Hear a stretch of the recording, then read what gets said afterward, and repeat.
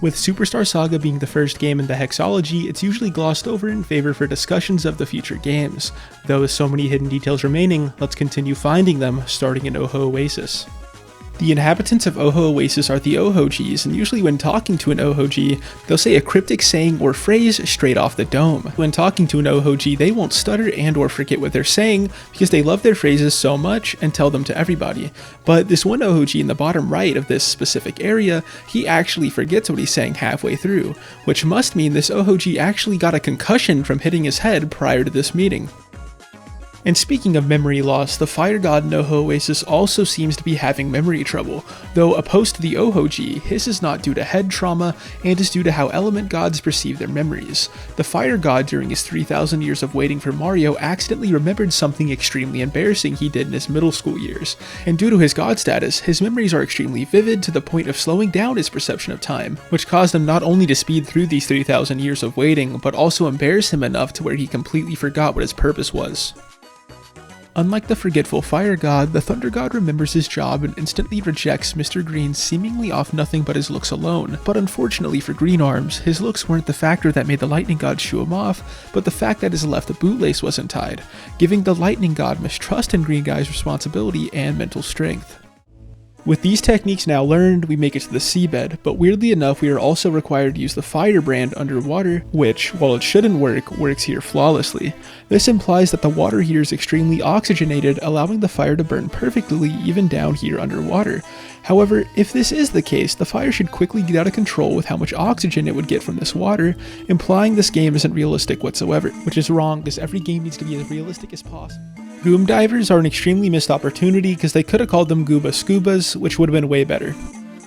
The spike flora all across the seabed is extremely lively when it comes to spike floors we come across in this game, and instantly we can recognize that every spike is a part of a hive mind with how they contort in unison, which would be scary, but with how big it is, clearly it would have taken over the Bean Bean Kingdom already if its massive presence wasn't just a front, which if you touch these spikes you can clearly tell they are not hard at all and actually very squishy, with the only reason the bros are affected by them being extremely strong placebo with how convincing the spikes are. After leaving the seabed, we witness Cackletta enter Bowser, which is a good example of how Nintendo has a death grip on making Bowser the final boss of every Mario game. And right as we learn of this, we also learn of Peach's arrival at the Bean Bean International Airport, leading us there. Once we arrive, we learn that it is being stalled by a bunch of piranha plants who for some reason decide to grow out of concrete instead of the grass right next to it.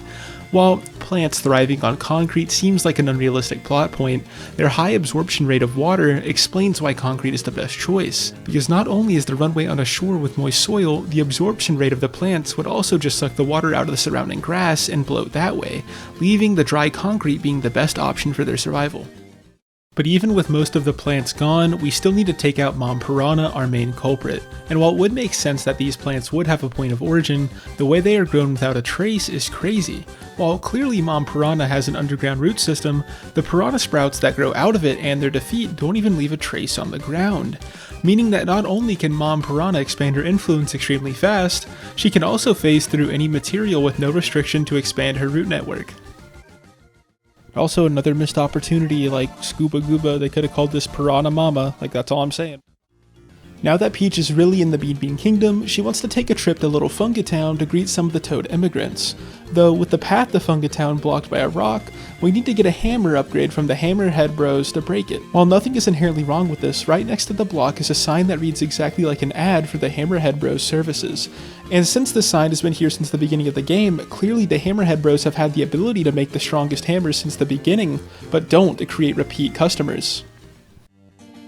With Peach finally in Tihee Desert, it's finally time to make our way through Tihee Desert, meaning we need to escort Peach without once letting her out of our line of sight to prevent instant capture. Peach's ability to be captured this quickly when not accompanied is inexplainable by any physical reason, which means it must be due to bad karma, implying that Peach at a young age committed a heinous act that gave her an insane amount of bad karma, but due to her young age, this bad karma's effect was lighter than normal, only giving her a permanent status as a damsel in distress. While Teehee Desert's gritty Goombas do love the kidnap, they aren't defined by their hobby. Most will point out how their name is gained from how they throw grits at the screen during their attacks, but what I want to point out is how their eyesight is actually very bad. This is proven by us not being able to acquire their cool sunglasses due to them being prescription lenses we cannot see out of. And while we do finish our escort mission, right before Lil Fungi Town we run into Trunkle, who looks as though he is trying to kidnap Peach, though Trunkle is not what he seems. If you look on his tree on the top of his head, you can see an orange, and typically when someone is called orange, it implies someone who is energetic, enthusiastic, optimistic, outgoing, and maybe even a little bit spontaneous. And while Trunkle clearly is all of these things, we can also see he's extremely introverted with how he doesn't have a single line of dialogue. This introversion, along with his spontaneous nature, led to this uncomfortable situation with Peach, where his spontaneous drive to have a random conversation with Peach clashed with his introversion, causing him to clam up, leading to him getting assaulted by the bros due to a misconceived notion. And also, with how many personality traits he has, it's no wonder he splits up into 4 different smaller Trunkles later into the fight, because he couldn't fit all that personality into one brain. Now with our duty of escorting Peach done, we have some free time to spend in Lil Fungi Town, which we use on a minigame to receive a special mushroom called the Invinci Shroom.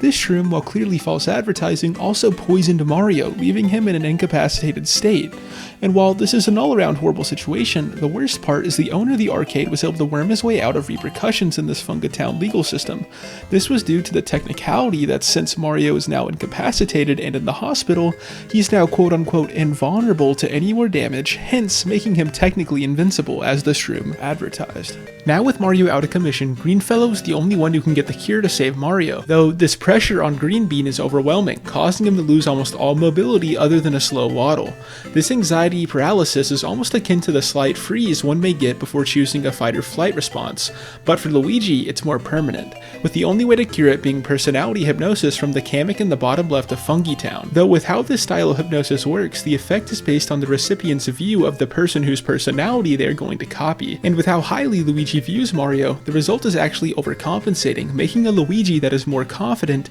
and even a little bit stronger than Mario. Some would even go as far as to say that in this state, he could solo the whole rest of the game without Mario's help whatsoever. And while I could give some facts about formerly Luigi, now Neo Mario's journey for normal Mario's antidote, the Krabby Grass, every fact I attempted to think of was instantly shattered by Neo Mario's overwhelming power. Though as Neo Mario fades and Luigi returns, Peach gets kidnapped again. But that's not a big deal, because we need to get the Beanstar pieces instead of worrying about that. Starting with that odd looking Beanstar piece that landed on the SS Chucklehuck. This ship's crew are all skeletons of their former selves, and while they do say this is due to time taking its toll on their bodies, I do think this is only partially true, with them omitting information to save their egos. Around the time they became undead, they must have also had a run-in with a thief who stole all their organs before they decomposed, not only causing them to become skeletons faster, but also leaving a heart-sized hole in their rib cages. But also, speaking of organs that got stolen, with the existence of Bink on the ship, we can also assume a set of gorilla organs were also stolen at this time as well. This means that around the time of this organ heist, gorilla organs were also in demand, implying that Cranky Kong needed an organ transplant of some kind during his youth, and that organ happened to be from Bink. After completing Bink's work for him, we make our way into the hold with his membership card and witness Bloat stuck inside of the wall. And besides the fact that Bloat is the only man that ever told the truth when saying they were big boned, everyone including himself believes his situation is caused by the fact he drinks so much Coca-Cola here inside the hold. But this is not the case, because with how long they have been stranded in this desert, there's no way that they would have any cola left, implying that not only are they undead, but they all share a hallucination where their ship is stocked full of supplies, and in so much excess that Bloat can drink himself stuck, when in reality, bro just got stuck. Though instead of getting the Beanstar piece after saving Bloat from the wall, we get drowned and sent back to the seabed, with the SS Chicola perfectly fitting into this trench as a jigsaw piece would fit into a puzzle. This fact alone clearly proves that destiny exists as a force in this world, with the SS Chicola's destiny being to rest in this trench in the seabed. Not to say the seabed's a boring level or anything, but even the Malibut are asleep, like, come on. The path the crash has put us on led us to Gwarhar Lagoon, where we hear that the star piece we were looking for was taken by Hermie, but with every path to him blocked, we head to Gigi and Mary's spa to take a break. But after Gigi and Mary learn that the bros have the hand powers, we get shot instantly. into a tutorial section teaching us more ways to use them. But with how quickly this occurs, we gloss over the fact that after activating our powers, Gigi and Mary now use them as well, which implies that they actually stole a bit of the bros' power to keep for themselves, thus preventing the bros from ever using their hand powers to their max potential. But the fact we glossed over that theft caused us to gloss over talking about these techniques they taught us, with both requiring the bros to get shocked or burned to perform them. And speaking of painful techniques, pretty much every cooperative technique the bros have to perform all looks somewhat painful when most could probably be done in a less painful way, which would be the case if the bros weren't naturally uncoordinated, with pain being the only way they can come together and operate in unison. The most common enemies in Gwarhar Lagoon are the shark bones and sand sheeps, and while it may look as though their relationship is only symbiotic, it's actually romantic, and they love each other very much, and the story of their love is actually very complex and has a lot of twists and turns and even love triangles. It's really weird that the bros even know that the Boo statues exist when they disappear anytime it senses someone looking at it. This implies that the bros actually see themselves in third person from the same perspective we see them, which also might mean they can see us as well. And finally, after a ton of hardship, we made our way to Hermie, only for him to get jealous of our fame and attack instantly. This instant assault due to jealousy is really telling of Hermie's personality, and the fact that his full name is Hermie III gives us insight into this troubled crab. With this Hermie being the third in a long line of Hermies, his personality, odds are, was formed by the environment he was raised in. Assuming Hermie II was the one who raised Hermie III, clearly Hermie III must have witnessed tons of jealousy from Hermie II, which now is imparted onto him twofold, meaning that if Hermie IV is ever born, this fourth Hermie's jealous tendencies will be so immense that Hermie V won't even be a possibility, with the fourth Hermie instantly accusing any girls he meets of cheating before he even goes on a first date with them. And finally, we got the first Beanstar piece, but Alpha Nightmare forgot that the GBA doesn't have enough memory to make each Beanstar piece take this long to get, so they made each of the remaining pieces super quick to acquire. The second piece we acquire is from Harhal, the creator of the Foam Runners himself, who makes clothing that never fails to make millions when they go for auction. Sadly, this is not due to the quality or looks of the clothing, but due to the fact that Homie has a monopoly on the clothing dye industry, never letting anyone produce clothing but him.